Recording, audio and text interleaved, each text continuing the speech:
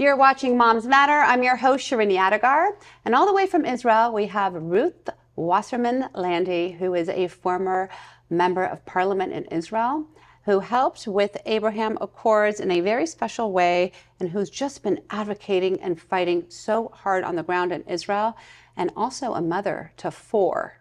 Wow. Well, one adopted girl from Mexico, actually, and 3 of my own. But that's 4. Biological, beautiful 4. Amazing, amazing. And how you manage to do all that you're doing while staying centered and being able to really use your authentic voice, Ruth. We're watching you. We admire you. We thank you, all of us from all over the world. That's a huge strength for me. Thank you so much. It's not a given. I do feel sometimes like a bit of a superwoman. I know it sounds a little bit immodest, but it is a bit of a juggling act. But thank God I have the strength and the will also, and the kids give a lot of strength. So tell me, it's been 5 months. We spoke right after October 7th. Yes. How is Israel as a whole? How are you all as a people now 5 months later? First of all, the beautiful thing about the tragedy that had happened is that the resilience of the Israeli people came out. And not only of the Israeli people, but also of the Jewish peoplehood, despite horrific anti-Semitism and endless attacks on the very humanity of people, because what had happened was anything but human. It was unprecedented attack on women, children, the elderly, the vast majority of whom were civilians, dragged out of their beds. Horrific barbarism, gang rapes, beheadings, burnings, massacres, with religious permits found on the bodies of some of the Hamas operatives later by IDF soldiers, given to them in the pretext that this was okay in terms of religion. And people were first shocked. I'm not talking about the culprits of these terrible atrocities. That's obvious. I'm talking about the general public. People were in shock. They were traumatized by the fact that it had actually happened, because even right-wing people in Israel couldn't fathom, couldn't even imagine in their worst nightmares that the enemy was capable or willing to perpetrate such horrors. Had anybody felt that this was even a possibility, the lengths to which they went, I think that things would have been different. But this was unfathomable in terms of Israeli perception. And I think even now the world has difficulty in actually believing that it happened. All this denialism of the atrocities, beside the fact that it's inhumane to deny that the actual sexual assaults had taken place, never mind the perpetrators themselves had filmed these atrocities before they realized what a PR mistake they were making and took it off. Right. But there's proof of what they've done. You know, people have difficulty in actually internalizing that this had happened because the extent is so difficult. And yet I can say that 5 months up the road, the resilience of the people, the giving of society, the donations, the help, in all senses, from children to the elderly, including some of the Arab Israeli population and citizens of the State of Israel, and of course the Jewish population is amazing. It's heartwarming. It's really a ray of hope with which we can go on, and the help and the sustenance from people who have stood by Israel who stand up courageously to the crazy, insane insinuations that this didn't happen, that it's not real, that Israel is to blame. I salute the courageous people that stand up for the truth. It's not a given. I mean, you say courageous. Now, you've been doing this work for decades. You've been a diplomat for decades. Why does it take courage to stand up when you see this type of barbarism? I think it should just be a given that all of humanity stands up and says, this is wrong, this is terrorism. You raped and murdered and beheaded babies. And put it up online by yourselves to be proud of what you did. Insane. And yet, you know, there's a verse in Isaiah saying at the end of days there will come a time when all the bad looks good and all the good is described as evil. And it almost seems as if, you know, don't confuse us with the facts. Everything is upside down. You know, I studied my second degree, my master's degree at Harvard's Kennedy School of Government. And I took a leadership course. And in that leadership course, we were taught that to be a real leader means to go against what is trendy, sexy, easy. Not to bash your head against the wall, but to recruit those that are not necessarily in your favor, but to have courage and to stand up to your values. It almost sounds obvious, but it isn't, because politics makes us do all sorts of funny things. And you know, the challenge is to speak the truth. But I always say it's not enough to just speak the truth, because again, people say, don't confuse us with the facts. Feel the truth. You know, Shirin, I feel. And people can watch me, hear me, feel me, and know that this is the truth. Yes. So, I'm certain of it. Yes, it is. I mean, it's been 5 months. I still wake up in night sweats thinking about these girls, thinking about the hostages, thinking about how they have been raped and abused. And I just think, how can it be? Honestly, Ruthie, I can't. My days are not normal. So first of all, I would like to begin by saying that the most resilient of them all are the families of the hostages. It is an incomprehensible situation to be in when your daughter, your father, your grandmother, a sister, a brother, whatever, are held, dragged from a party or a bed by an absolutely heinous terrorist. I don't even want to say person, because it's not a person thing to do. Organization, and held in despicable conditions, not even willing to tell us who is alive, who is dead, what are their conditions. This is the basic minimum. Yeah. Even in world wars, this was the basic minimum demanded of those who held people imprisoned.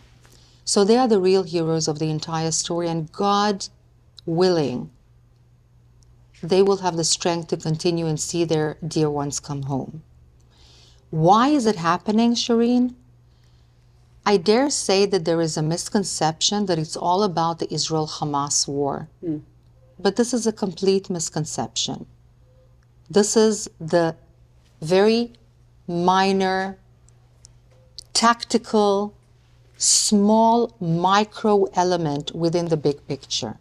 The big picture is that Iran, with all its proxies, and God knows it has a long row of murderous proxies, actually is implementing a long-term plan, very carefully, very systematically, and very, very smartly. They are extraordinarily sophisticated, and because it's not a democracy, they have little effort to make to continue to fight for their own position and to be re-elected. They don't need that. Correct. And they have been at it, I don't know if you will be able to even believe me, since their establishment in 1979 when the Islamic Revolution had taken place. So they had a long time to create the cells necessary in Europe, in the West, to be ready for D-Day, funding them, training them, encouraging them. I will even go on to say something completely crazy that the regular person would have significant difficulty in internalizing. There are women, or rather girls, being kidnapped and born, made, come into life for the purpose, the sole purpose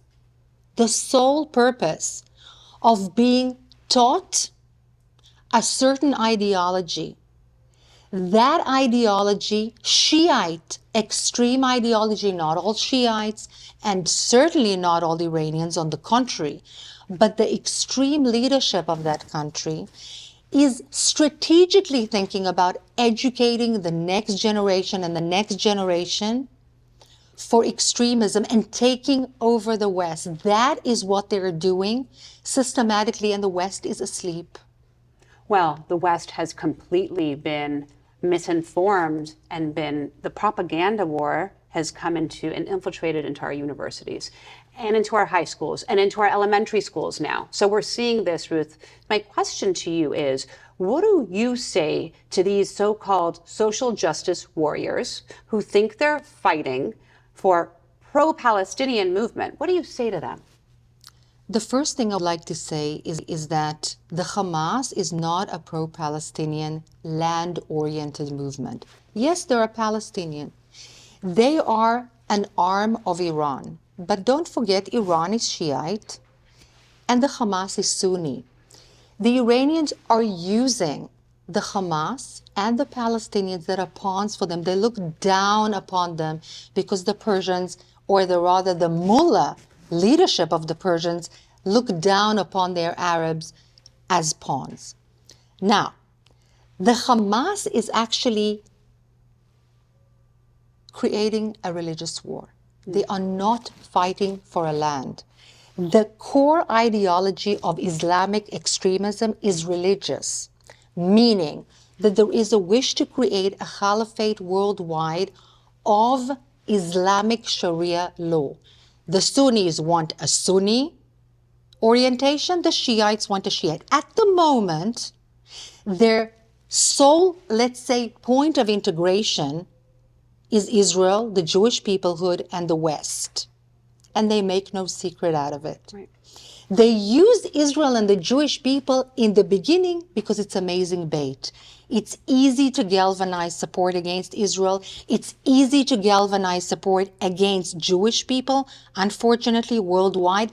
Plus, the ground has been prepared. Yes. In terms of the PR campaign. As you said, a lot of external factors are paying. For faculty members, they're buying impact. They are buying influence in think tanks. That's not a way or a mechanism to make business or profit. This is an impact, influence mechanism to influence public opinion. You can see that. There are curricula being embedded into schools, and this has been going on for years. And the terrible thing is, as I said before, that the West is asleep. This is going on in Canada, in Australia, in the United States of America, in Europe. And it's unfathomable to most people that are normal to comprehend that this is going on, because it sounds like a horror movie. Mm-hmm. Now, the thing is that this has been going on for tens of years, for decades, again, since 1979. And it has to stop. Otherwise, there is an actual Machiavelli grand plan to make this kind of a caliphate a reality. When they're at it, the Sunnis and the Shiites are going to fight one another. They're going to compete for the power. But we need to get there. And at the moment, they're doing pretty well.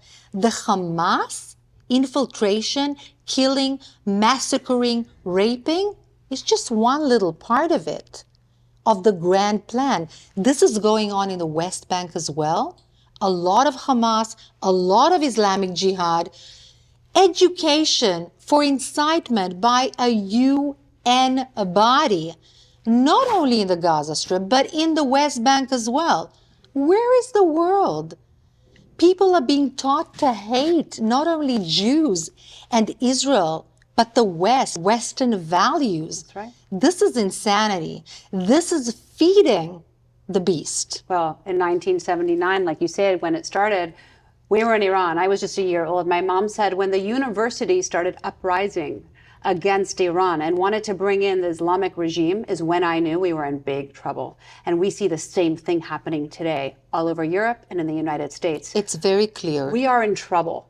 So where do we go from here, Ruth? We know we have a problem. And these students, maybe they think they're on the right side of history, but what they are fighting for at the end is for Sharia law to come in and take over the Western values that we so hold close. And this is completely an unholy alliance, because this progressive kind of nature of Western students that are being fed all this crazy notions, they align themselves basically without knowing or unknowingly with countries like Qatar and the Islamic regime in Iran that are anything but progressive. They are against LGBT rights. They are against women's rights. They are against equality and inclusion and tolerance. They are exactly and the precise opposite of those values. And they are the ones that very cleverly and in a very sophisticated manner throughout time sort of feed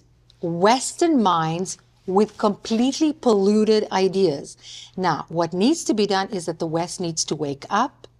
There needs to be legislation on transparency on funding and stopping international foreign funding, because otherwise there's going to be an eating up of all the values that we all hold dear. And this is the bigger picture of what is going on in Israel. Israel is in a very difficult position. There are 134 hostages being held against international law, and everybody is yelling at Israel for negating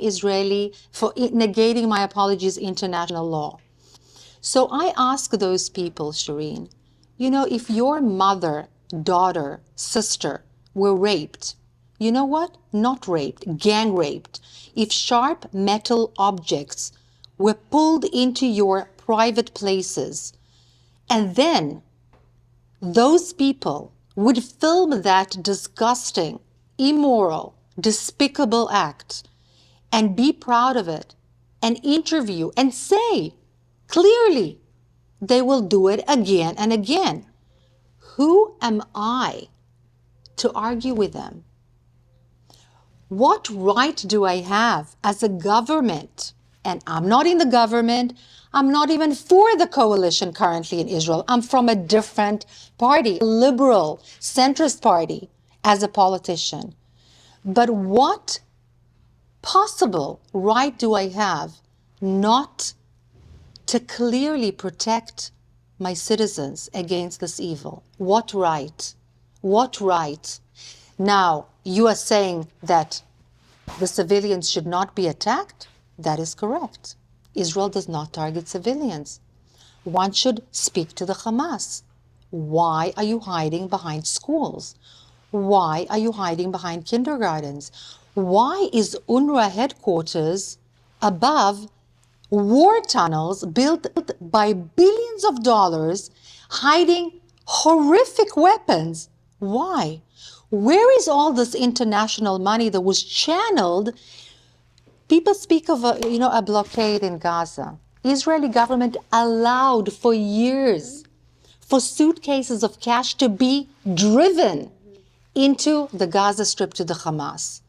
What did the Hamas government do with that money? Build tunnels. Not infrastructure, not sustainable sources of income, not education. You interview the Hamas leadership, what do they say? We don't need to take care of the people. We hide under the tunnels for our protection. The people, that's UNRWA. What does UNRWA teach the people? To hate, to meet their deaths, that they should be willing to sacrifice themselves for the fight. The fight for what? To free the Gaza Strip of what? There was not one Israeli persona in the Gaza Strip since 2005. But you know what, Shirin? Those are facts. And people don't care about the facts. So let's look at the emotion. People don't care about the facts, unfortunately. Let's leave the facts. The facts are on our side, but people don't care about the facts. They don't care about the truth. So let's look at the emotion. Why do the Hamas use their women? Why use their women and hide in children's kindergartens so that the IDF will recognize that the shootings of rockets, never mind against women and children in Israel, but women and children in Israel are insignificant. Let's look at the women and children in Gaza. And there are experiencing horrific tragedy. Why on God's earth is the Hamas putting them in danger? Why has Israel put billions of dollars into shelters for its citizens? You cannot build a house in Israel without building a shelter. It's illegal. Why is the Hamas building shelters for itself and not for its population? Why? Doesn't that break your heart? What about the women and the children there? Why do they steal their humanitarian aid? They shoot their own people. By the way, this is documented. There are videotapes of it. Why? What about all the people who care so deeply? The world has rallied around the Palestinian plight right now. We all care about the women and children in the middle of the war. We all do, you and I both. How can they help? The money that they're raising for Gaza right now is all going to Hamas. You and I know that, but they don't. These are good individuals that are sending their money, and the money's going straight into the pockets of terrorists. How can these people, give them an answer? How can they help the Palestinian people right now? Their hearts are broken for them. They're watching them. The tragedy of the Palestinian people is their leaderships. The West Bank has a very corrupt Palestinian Authority led by Abu Mazen. They pay terrorists to bombard Israeli civilians. They pay their families afterwards. This is international taxpayers' money. UNRWA is UN, funded by the United States, the European Union, and other international players. The problem of the Palestinians and the tragedy, and it's going to go on and on and on, is their own leadership.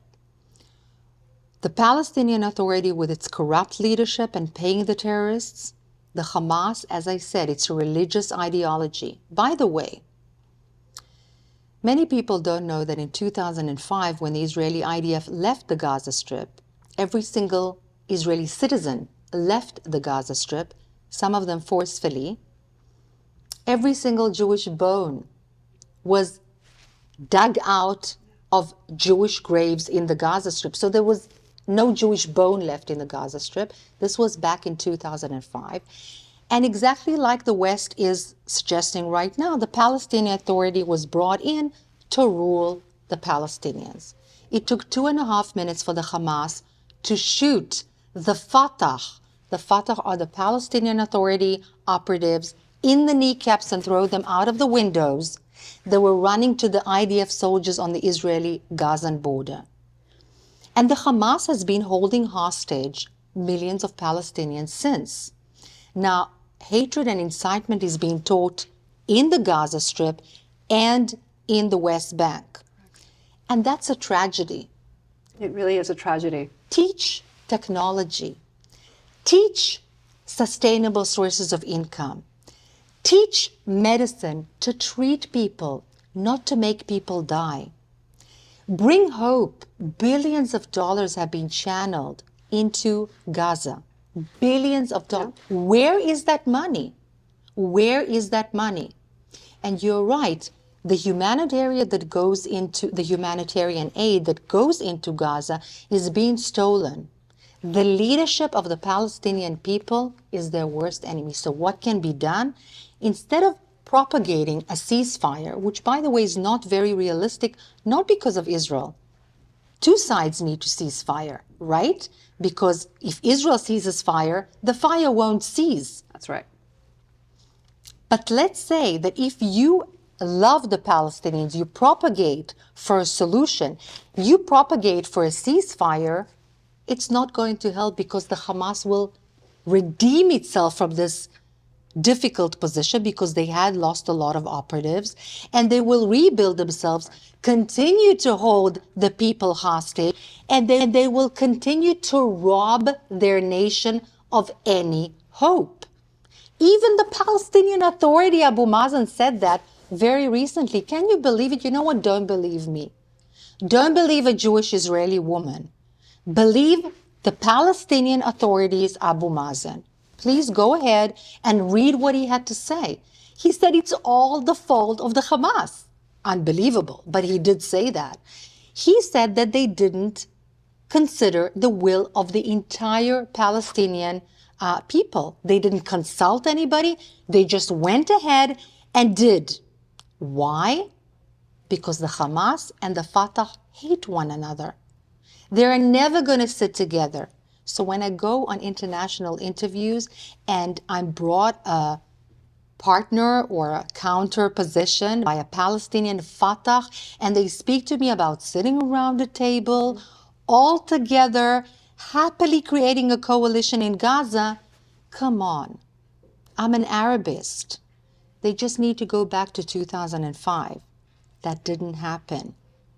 So how do those who want to help the Palestinians help their cause now? Because what they're doing isn't working. Ceasefire, like you just said, won't work.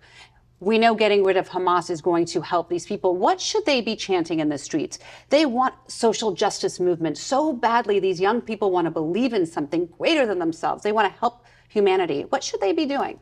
They should propagate for a good, clean education for the Palestinian people. They deserve better than UNRWA teaching them that the greatest thing in this world is to die. Yeah. That is the greatest act of giving oneself, because what is really important is not this life, not love, not life, but death. Yes, and if you go to the bookshelves of these Ivy Leagues right now, the books that you see are martyrdom. You wouldn't have seen this 25 years ago, but now when you go in, it is praised to be a martyr. Because Qatar is buying public opinion and influence, Iran is buying public opinion and influence, and the Russians, I dare say, have been the masterminds of creating and molding a public opinion and ideology. It's about time the West wakes up. It's not all about Israel. Israel is just the bait. It's the beginning. And perhaps something good, or the silver lining of what had happened on October 7th, if one can even imagine such a horror, is that it brought to light the fact that very extreme elements in the international arena are buying influence. Now, let's not forget that Qatar is a 300-person country. 300,000 people, and that's it. Mm-hmm. They are buying influence that influences the entire West. Why would we let that happen? Where are the American values, good values, old-fashioned values of equality, of inclusion? That's what we need to strive for. And yes, there's a lot more to do. But via Iran, via Hamas, via Hezbollah, who say openly that they detest America. That's right. That's right. So believe them when they tell you that Why they hate you. Why not believe them? Why not believe them? Why put your head under the sand and pretend it's not there? You know, a lot of Israelis believed, even those who are right-wing, that there cannot be such evil on the other side. It cannot be. Yeah. 17,000 people from the Gaza Strip were given permits, legal permits to work in Israel. Money, cash was channeled, as I said, via the Qataris with Israeli permission to the Hamas to buy quiet. Did we buy quiet? No. Is waiving the sanctions on Iran now, $10 billion, going to buy the West quiet? Exactly the opposite, and one should learn. It's going to buy murders, massacres, rapes, because it's all kosher, halal, for the bigger picture of world domination of Islam. Yes. This is the end of days vision which drives those extreme movements. And if we believe and we really want a world of inclusion and strong values and a happy world for the future of our children, we must all wake up and do something. The first step, yes, Shirin, it's to wake up, to understand, to question, not to accept that as a given. And don't go for the facts if that confuses, if that irritates you, if you don't want facts. Ask yourself, why does Hamas take the humanitarian aid? Why do the Iranians not treat their women equally? Ask the Iranian women. Why does the Hamas hide behind kindergartens? Where is the humanity? Where is the progressive value in that? There are none. There is no humanity and there are no progressive values, and they are infiltrating, and you have seen it, and you're our expert, and we're watching you. We're watching you for guidance. We're watching you for intel. Ruth, you're such a light because you speak such truth, and you're a mother, and you know what it's like to have these young children in Israel every single day, to be scared, to look over your shoulder, to think, is this going to happen again? Well, if we allow it, it will happen again and again, and not only to Israel. Did Americans forget what happened on 9/11? Yeah. It wasn't that long ago for people who have died to be disrespected and to forgotten. What did America do? Did it negotiate with the perpetrators? What did America do? Did it cease fire? What is expected of a country to do when such atrocities are being perpetrated? I truly believe that Israel is doing the work for the rest of the world. Absolutely. They are protecting humanity against this evil. It is pure evil. And I thank you for always speaking up and for being strong. And I will continue to do so. I see it. I see it in your face. I haven't seen you since before October 7th, and I see the difference. I see it in your eyes. I feel it. And I thank you for just continuing to fight the fight. We will win. We will prevail if we all stand together in unity and speak the truth. I totally believe it. I believe it because, whoever believes in God Almighty understands that evil cannot prevail. And in unity, the Jewish peoplehood and non-Jewish people of value that truly understand that murder, rape, massacring, and the carnage that was taking place cannot possibly be anything to do with freedom fighting. One just needs to listen. This is a religious extremist war, not a fight for land. It has nothing to do with the land. Absolutely. Thank you so much for being here with us. Thank you for continuing to use your voice. I hope that we can all follow Ruth Wasserman Lande, listen to her, DM her, bring her to your schools, bring her all over the world. She'll travel to come and speak some reason into this crazy world that we're living in. And we hope to see you next time right here on Moms Matter.